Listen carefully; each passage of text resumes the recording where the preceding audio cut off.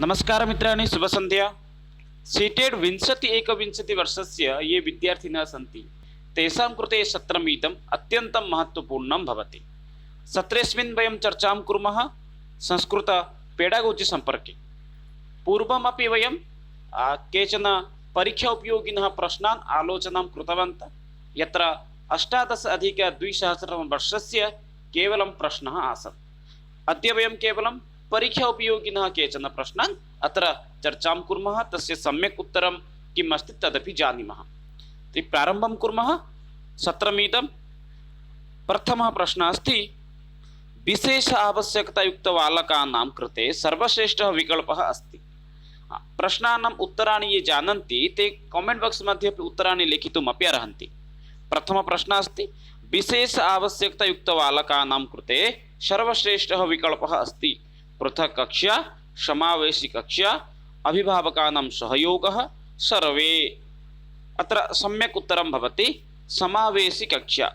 ये विशेष नाम येषां कृते किञ्चित् अधिकं ध्यानं दातव्यं भवति तेषां कृते, तादृशानां बालकानां कृते कीदृशी कक्षा आवश्यकी भवति इत्युक्ते समावेशी कक्षा यः आवश्यकता एव भवति। परवर्ती प्रश्नं प्रति गच्छामः। यदि भवन्तः एतेषां प्रश्नानां PDF प्राप्तुम् इच्छन्ति तर्हि भवन्तः टेलिग्राम मध्ये प्रविशन्तु, ततः भवन्तः आनन्देन एव PDF प्राप्तुम् अर्हन्ति। अग्रिमः प्रश्नः अस्ति, उपचारात्मकशब्दः उद्धृतोः सम्बन्धितः वा अस्ति। अयं शब्दः वर्तते उपचारात्मकः इति। उपचारात्मकशब्दः कस्मात् उद्धृतः भवति, कस्मात् आगच्छति, अथवा केन सह सम्बन्धितः भवति इति प्रश्नः भवति। जन्तुविज्ञानात्, औषधिशास्त्रात्, शास्त्रात् इति अभवत्, वनस्पतिविज्ञानात्, कोड्पिन्, एवं प्रकारेण 4 विकल्पाः सन्ति। सम्यक् उत्तरं ये जानन्ति वक्तुम् अर्हन्ति एव। उपचारात्मकशब्दः औषधिशास्त्रतः एव निर्गच्छति। औषधम् इत्युक्ते किं भवति, प्रारम्भिकसमये निदानं भवति। निदानम् इत्युक्ते रोगस्य कारणं जानन्ति, अनन्तरं तस्य उपचारं भवति। यदा चिकित्सालयं वयं गच्छामः, प्रारम्भिकसमये चिकित्सकः किं करोति, रोगस्य कारणं जानाति, तदनन्तरं तस्य उपचारं करोति।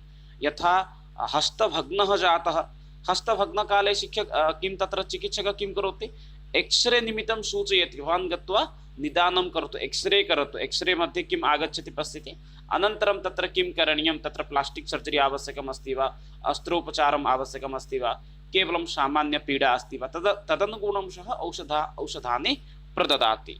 अतः उपचारात्मक अयं शब्दः औषधिशास्त्रेण सह सम्बन्धितः भवति। परवर्ती प्रश्नः अस्ति, पद्यशिक्षणस्य प्रमुखः अङ्गः अस्ति। पद्यशिक्षणस्य मुख्यं लक्ष्यं किम् अस्ति अस्माकं? पद्यशिक्षणं किमर्थं वयं पाठयामः? पठनबोधः, शब्दार्थबोधः, सरलार्थबोधः, भावबोधः। 4 विकल्पाः सन्ति। सम्यक् उत्तराणि ये जानन्ति वक्तुम् अर्हन्ति एव। अत्र समीचीनविकल्पः भवति भावबोधः इति।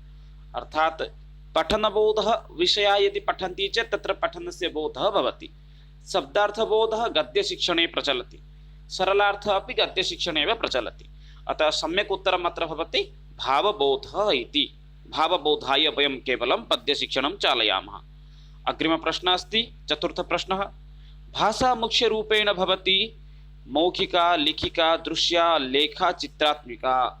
4 विकल्पाः सन्ति। सम्यक् उत्तरं ये जानन्ति ते वक्तुम् अर्हन्ति एव। भाषा मुख्यरूपेण अत्र भवति मौखिकी भवति। अर्थात् प्रारम्भिकभाषायाः प्रारम्भिक एव रूपमेव भवति किं, मौखिकी। प्रारम्भिक तु न वदामः, द्वितीयं रूपं। प्रारम्भिकरूपं साङ्केतिकं भवति, द्वितीयं भवति मौखिकं, तृतीय आगच्छति लिखितम्। अर्थात् प्रारम्भिकसमये यदि पश्यामः, शिशुः सङ्केतद्वारा स्वस्य अभिव्यक्तिं मतं प्रकाशयति, अनन्तरं मौखिकरूपेण वदति, तृतीयसोपाने सः लिखित्वा दर्शयति। अतः भाषा मुख्यरूपेण मौखिकी एव भवति। अग्रे अस्ति, वस्तुनिष्ठपरीक्षायाः प्रकाराः भवन्ति। बहुसमाधानप्रश्नाः, रिक्तस्थानं पूरणं, सत्यासत्यनिर्णयः, उपयुक्ताः सर्वे। एवं प्रकारेण 4 विकल्पाः सन्ति। सम्यक् उत्तरं ये जानन्ति वक्तुम् अर्हन्ति। वस्तुनिष्ठपरीक्षा इत्युक्ते प्रायः प्रत्येकस्य प्रश्नस्य उत्तरं 1 अङ्कात्मकः भवति एव। बहुसमाधानप्रश्नाः अर्थात् 4 विकल्पाः यत्र भवन्ति, रिक्तस्थानपूरणं, सत्यासत्य निर्णय अर्थात ट्रू एंड फॉल्स वक्तुं शक्नुमः। रिक्तस्थानम् अर्थात् फिलिंग द ब्लैंक्स, अतः अत्र सम्यक् उत्तरं भवति उपयुक्ताः सर्वे एव वस्तुनिष्ठपरीक्षा विभागाः वर्तन्ते। परवर्ती प्रश्नः अस्ति व्याकरणशिक्षणस्य प्रमुखाः विधयः सन्ति। व्याकरणशिक्षणस्य प्रमुखाः विधयः के सन्ति? सहयोगविधिः, पाठ्यपुस्तकविधिः, भाषा संदर्भविधिः, सर्वे। अयं प्रकारेण चत्वारः विकल्पाः सन्ति। अत्र सम्यक् उत्तरं ये जानन्ति वक्तुम् अर्हन्ति। व्याकरणशिक्षणस्य यदि विधीनां विषये चर्चां कुर्मः, सामान्यरूपेण आगमनविधिः अथवा निगमनविधिः एवं प्रकारेण विधिद्वयं प्रचलति। किन्तु अत्र यदि वयं चर्चां कुर्मः किं भवति, व्याकरणशिक्षणस्य प्रमुखा विधिः सहयोगविधिः भवति, पाठ्यपुस्तकविधिः चलति, भाषा संदर्भविधिः अपि चलति। अतः सम्यक् उत्तरम् अत्र सर्वे इति भवन्ति। मुख्यतः इदानीं विधिद्वयं प्रचलति, आगमनविधिः निगमनविधिः, केषुचित् स्थाने तु पाठ्यपुस्तकविधिः अपि चलति। किन्तु प्रमुखाः यदि पृच्छन्ति चेत् एते सर्वे एव भवन्ति। परवर्ती प्रश्नः अस्ति संस्कृतशिक्षणं मूल्याङ्कनस्य साधनभूताः सन्ति। अर्थात् मूल्याङ्कनस्य कः अभिप्रायः इति प्रश्नः अस्ति। बुद्धिपरीक्षा, अभिरुचिपरीक्षा, आसक्तिपरीक्षा, उपयुक्ताः सर्वे।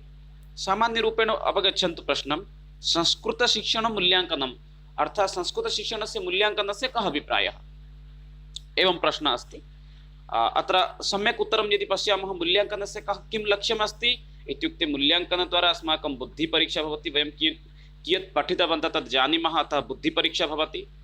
अभिरुचिपरीक्षा अपि भवति, अस्मभ्यः किं रोचते किं न रोचते, छात्रेभ्यः कस्मिन् रुचि वर्तते इत्यादि विषये कुतः वयं जानीमः इत्युक्ते अभिरुचिपरीक्षातः वयं जानीमः, अतः अभिरुचिपरीक्षा अपि भवति। आसक्तिपरीक्षा कुत्र इच्छा न भवति इत्यादि विषये अपि वयं जानीमः, अतः सम्यक् उत्तरम् अत्र भवति उपयुक्ताः सर्वे। ऑप्शन डी एव अत्र सम्यक् उत्तरं भवति। परवर्ती प्रश्नः अस्ति गद्यशिक्षणस्य विधिः अस्ति। निगमनविधिः, उद्बोधनविधिः, आगमनविधिः, सूत्रविधिः। सामान्यरूपेण यदि चर्चां कुर्मः अत्यन्तः सरलः प्रश्नः अस्ति अयमेव। यतोहि निगमनविधिः कुत्र प्रचलति? निगमनविधिः प्रचलति व्याकरणे, अत्र लिखामि अहं व्याकरणे इति। आगमनविधिः प्रचलति व्याकरणे। सूत्रविषये कुत्र भवति? नाम व्याकरणे। अतः सम्यक् उत्तरं किं भवति? अर्थात् उद्बोधने एव गद्य नाम शिक्षणस्य विधिः भवति। गद्यशिक्षणस्य विधिः भवति उद्बोधनम्। परवर्ती प्रश्नं पश्यामः। भाषा अध्ययनार्थम् अन्तिमं प्रयत्नः भवति। क्षम्यतां, भवति। भाषा अध्यापनार्थम् अन्तिमं प्रयत्नः भवति भाषणं, लेखनं, वाचनं, श्रवणं। चत्वारः विकल्पाः सन्ति। अत्यन्तः सरलः अपि प्रश्नः अस्ति। भाषाशिक्षणस्य अन्तिमं सोपानं किम् इति प्रश्नः अस्ति। अत्र वक्तुं वयं शक्नुमः प्रथमं सोपानं भवति श्रवणं, द्वितीयं वाचनं, तृतीयं क्षम्यताम् अत्र सामान्यभाषणम् इति भवति, द्वितीयं अग्रे अस्ति पठनम् इति अस्ति भवति पठनं, किन्तु पठनं तु अत्र नास्ति, अतः अहम् अत्रैव लिखामि पठनम् इति। तदनु आगच्छति लेखनम्, अतः अन्तिमं सोपानं भवति लेखनम् इति। परवर्ती प्रश्नं प्रति पश्यामः। लेखनस्य प्रथमं सोपानम् अस्ति, अस्ति इति नास्ति, अस्ति इति भवति। लेखनस्य प्रथमं सोपानम् अस्ति मार्गदर्शितलेखनं, मार्गदर्शितलेखनं, प्रगतलेखनं, मुक्तलेखनं, संयतलेखनम्। अत्र सम्यक् उत्तरं भवति चतुर्थविकल्पः एव संयतलेखनं। संयतलेखनम् इत्युक्ते संयमयुक्तलेखनं, यस्मिन् लेखने वयं किं कुर्मः? आनन्देन यत् किमपि अस्माकं स्मरणे अस्ति तद् स्थापयामः, तदेव भवति संयतलेखनम् इति। अग्रे पश्यामः। एकादशात्मकप्रश्नं प्रति गच्छामः। प्राथमिकस्तरे बालस्य भाषाविकासार्थं सर्वतो महत्त्वपूर्णम् अस्ति व्याकरणस्य ज्ञानं, भाषासमृद्धवातावरणं, भाषायाः पाठ्यपुस्तकं, बालस्य आकलनं। सरलः एव प्रश्नः अस्ति। एकवारं पुनः अहं बोधयामि। प्राथमिकस्तरे बालस्य भाषाविकासार्थं, प्राथमिकस्तरे बालानां भाषाविकासनिमित्तं महत्त्वपूर्णः अङ्गः भवति। व्याकरणस्य ज्ञानम् आवश्यकम्, अथवा भाषासमृद्धवातावरणम् आवश्यकी अस्ति, अथवा भाषायाः पाठ्यपुस्तकानाम् आवश्यकता भवति, अथवा बालस्य आकलनं किम् आवश्यकम्। यदि यत्र सम्यक् उत्तरं पश्यामः तर्हि यत्र सम्यक् उत्तरं भवति भाषासमृद्धं वातावरणम्, अर्थात् भाषाविकासार्थं भाषा संबंधी यदि वातावरणम् अस्ति तर्हि वयम् अस्माकं भाषाविकासं कर्तुं शक्नुमः। यतोहि वातावरणे एव व्याकरणम् आगच्छति, वातावरणे एव भाषा पाठ्यपुस्तकानि आगच्छन्ति, पुनश्च आकलनमपि आगच्छति। अतः सम्यक् उत्तरम् अत्र भवति भाषा समृद्धं वातावरणम् इति। परवर्ती प्रश्नं प्रति गच्छामः। श्रवणं पठनं च एव कीदृशं कौशलं द्वयं। श्रवणं पठनम् अस्माकं ग्रहणात्मककौशलं भवति, अर्थात् श्रवणेन वयं भाषां ग्रहणं कुर्मः, पठनेन अपि भाषाग्रहणं भवति। अतः अत्र सम्यक् उत्तरं भवति ग्रहणात्मककौशले इति। यतोहि अभिव्यक्त्यात्मककौशले किं भवति, वयं वर्णनं कुर्मः, यथा वयं भाषणं पुनश्च लेखनम् अभिव्यक्त्यात्मककौशलस्य एव अंशः भवति। रुच्युत्पादकौशले अत्रापि पठने रुचिः आगच्छति, लेखने रुचिः आगच्छति, अतः एतदपि न भवति, कौशले इति न भवति। अतः सम्यक् उत्तरम् अत्र भवति ग्रहणम् इति। परवर्ती प्रश्नं प्रति गच्छामः। पाठ्यपुस्तकनिर्मातारः वृत्तपत्रं पत्रिकादि मूललेखेभ्यः पाठान् कविताः वर्णनानि समाहृत्य पाठ्यपुस्तकेषु नियोजयन्ति। किमर्थं? ये पाठ्यपुस्तकनिर्मातारः वर्तन्ते ते किं कुर्वन्ति, प्रायतः वयं पश्यामः विभिन्नेषु पत्रिकासु किं कुर्वन्ति, यत् आर्टिकल् भवति, यत् लेखाः भवन्ति, तान् लेखान् स्वीकृत्य पुस्तकेषु स्थापयन्ति। पत्रिकासु मेगाजिन् इत्यादिषु अपि प्रकाशनं यदा भवति तदा एवं कुर्वन्ति। तस्य कारणं किम् अस्ति? तेषु विश्वसनीया स्वाभाविकी च भाषा विद्यते, पाठ्यपुस्तकनिर्मातुभ्यः तानि रोचन्ते, अभ्यासप्रश्नानां निर्माणे तेषाम् उपयोगिता भवति, तानि पठनार्थम् उपयोगिनः भवन्ति। यदि अत्र सम्यक् रूपेण वयं पश्यामः, अत्र 4 विकल्पाः प्रायः समीचीनाः वर्तन्ते, केवलं द्वितीयं परित्यज्य, किन्तु अत्र सम्यक् उत्तरं यदि वयं पश्यामः तर्हि प्रथमविकल्पे भवति।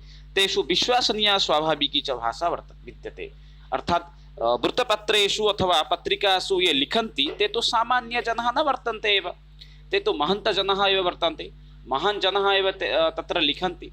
तेषां भाषा अपि सरला भाषा भवति, यतोहि पत्रिका इत्यादि न तु बहु विज्ञाः जनाः पठन्ति, सरलाः जनाः, सामान्यजनाः नाम पत्रिका इत्यादि अपि पठन्ति। अतः तेषां कृते याः भाषा आवश्यकी अस्ति तादृशानां भाषाणां प्रयोगः, तत्र शब्दानां प्रयोगः भवति।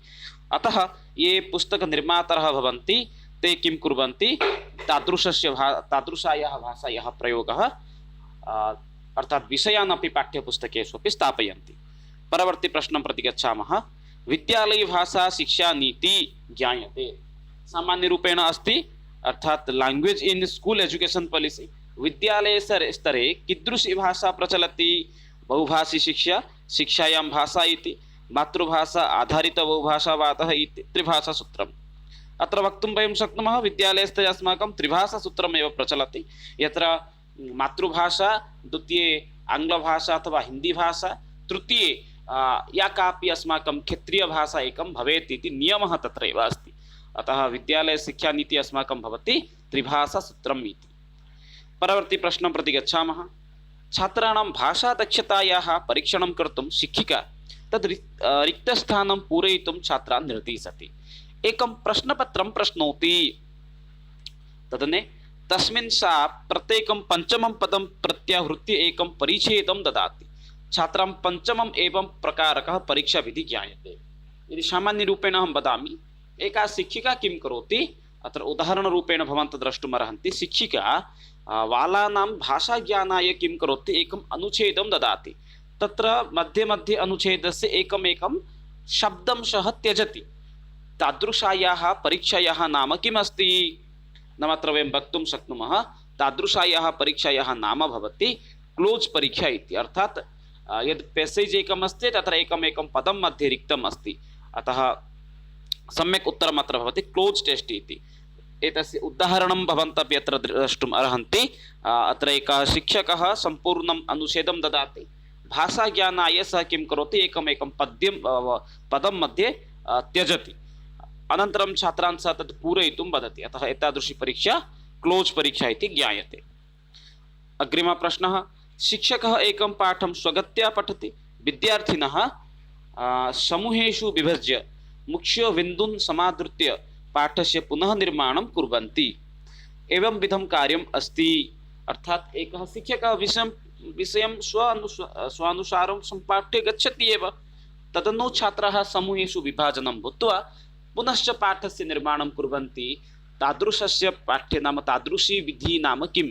श्रुतलेखः, व्याकरणश्रुतलेखः, कार्यस्य पुनर्लेखनं, पारस्परिकश्रुतलेखः इति। अतः चत्वारः विकल्पाः सन्ति, ये सम्यक् उत्तरं जानन्ति वक्तुम् अर्हन्ति। अत्र सम्यक् उत्तरं यदि वयं चिन्तयामः तर्हि द्वितीयविकल्पः एव सम्यक् भवति। शिक्षकः स्वानुसारं स्वयं नाम सम्पूर्णविषयम् उक्त्वा सः गच्छति। इदानीं छात्राः यदा समूहेषु भवन्ति तदा ते किं कुर्वन्ति? अर्थात् व्याकरण अनुगुणं ते स्वस्य लेखम् एव तत्र परिप्रकाशयन्ति।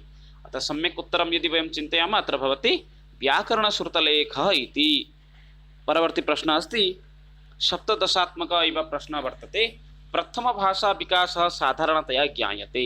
अधिगमनम्, अधिग्रहणम् इति, परिवर्तनम् इति, परिवर्धनम् इति, क्षम्यतां, संज्ञानम् इति। अर्थात सामान्य रूपेण अत्र प्रश्नः अस्ति प्रथम भाषा विकास अर्थात प्रारंभिक समय भाषा विकास कुतः भवति? अत्र वक्तुं शक्नुमः वयं सम्यक् उत्तरम् अत्र भवति अधिग्रहणम् इति। यतोहि अधिगमः किं भवति? अन्ते एव अधिगमः भवति, व्यवहारे अधिगमस्य प्रयोगः भवति।